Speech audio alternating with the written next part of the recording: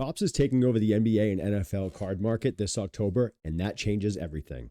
If you're new to the hobby or trying to figure out where to start or where things are headed, this video is going to be for you. It's going to save you time, money, and major frustration. We're breaking down the good, the bad, and exactly how this impacts what you collect and how you collect going forward.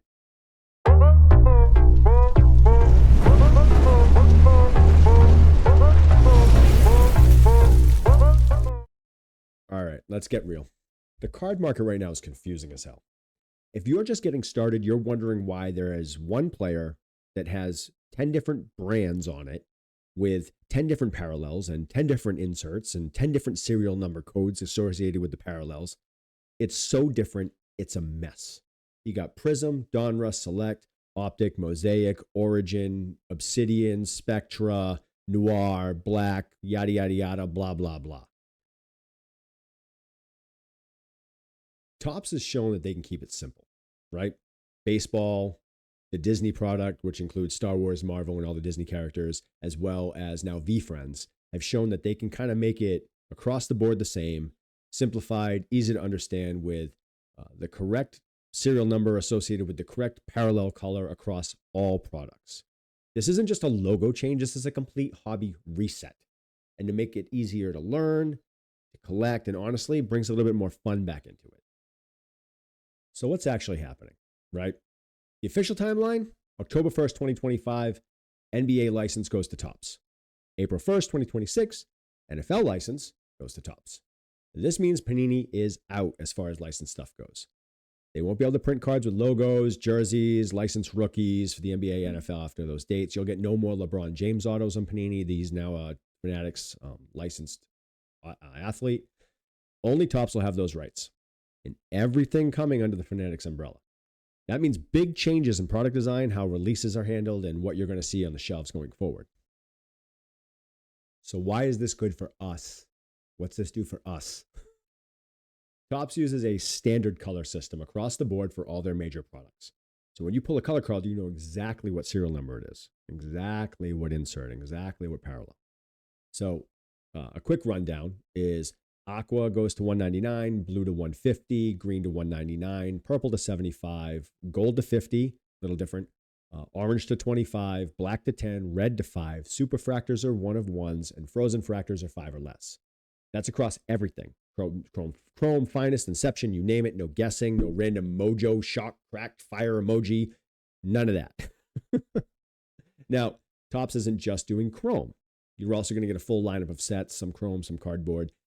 Some new, some legendary. So quick rundown of those. NBA, it's going to be Topps Chrome, Topps Finest, Motif, Topps 3, Inception, Diamond Icons, Resurgence, and Eternity. And NFL is going to have Chrome, Finest, Signature Class, Cosmic Chrome, Chrome Black, and Resurgence, which just released, and I'm kind of meh. But you still get the variety, clear branding, quality control, and consistency across the board. So Fanatics wants to grow the hobby. That means better packaging, mobile tools, collector education, live events with digital tie-ins. If you're brand new to the hobby, this is going to be your guided way into the hobby. A hand-holding, less friction. You're welcome, I guess. Now, if you haven't already, please like, comment, subscribe down below. I really want to get your thoughts, and I really want to get some engagement. It really helps a lot, and I really appreciate it. Thank you. The bad news, in my opinion. Look, I'm pumped about this change, but I got to be a little honest. There's some stuff I'm really going to miss. Okay. First off, International Asia Box exclusive parallels. I'm a big fan of those. For those of you who don't know, in China, 8 is lucky number, and I'm a big fan of the to 8 to 38 to 88, parallels. The serial number cards, I think they're amazing. I love them. Something I collect. Huge in the international market, and Panini did a really good job of creating unique parallels for that market. Topps doesn't bring that same love to the global collectors. It's going to be a missed opportunity in my opinion, but we'll see. Second, the iconic inserts. So let's talk about it, right? Downtowns, stained glass, uptowns, color wheels. Cards that made ripping fun and surprising. Now, everyone's going to say, there's too many downtowns, too many, uptowns, whatever, blah, blah, blah, blah. I get it. I personally like the downtown design. I think color wheel from Select is the best, the top three, in my opinion, of short print insert. I think they're amazing. I love them. They're hard to get, even harder to buy in the aftermarket because of the price, but whatever, they're there. Sure, Topps has home field advantage and etched in glass and some really fun things like radiating rookies. But I hope we don't lose that wow factor for the most part, that wow chase that makes you kind of yell when you hit something cool, I have some home field advantage. They're fine. The etched in glass is really nice. I like those. But out of all of that stuff, like the radiating rookie is probably my favorite. I just love that blast behind the player. I think it's really cool. And then there's also doing, Bowman is doing the red rookie symbol, which is just going to add another variation and something else to collect, just another variant, which I think is cool. It's got some lovers, it's got some haters, but all in all, I think it's kind of cool because it just gives you something else to collect. Third, there's no competition, right? So I kind of wish the license was open. Competition breeds innovation. One company holding everything, it's not really good. It's risky.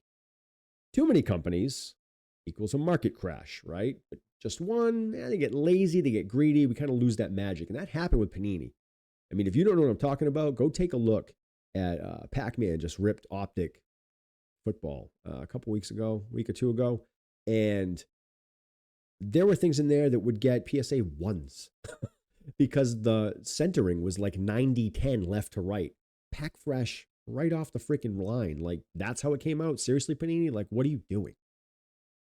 But you got to also talk about, we're missing things that we had in the 90s, right? Like, don't get me wrong, people call it the junk wax era, and I understand that, and I don't think that's where we're going. But overall, I loved like the EX 2000s, and I loved the hoops inserts they had back then, and just they had a lot of things back in the 90s, specifically with basketball, that you can't see anymore because everyone controls one license now, which is not only risky, it's borderline a monopoly and somewhat illegal.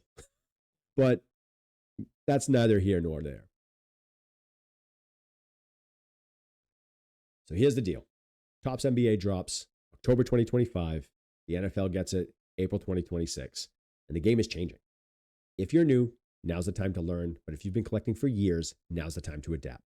This could be the start of the new golden era for the sports cards or a hot mess. But either way, it's coming. And if you don't evolve, you go extinct.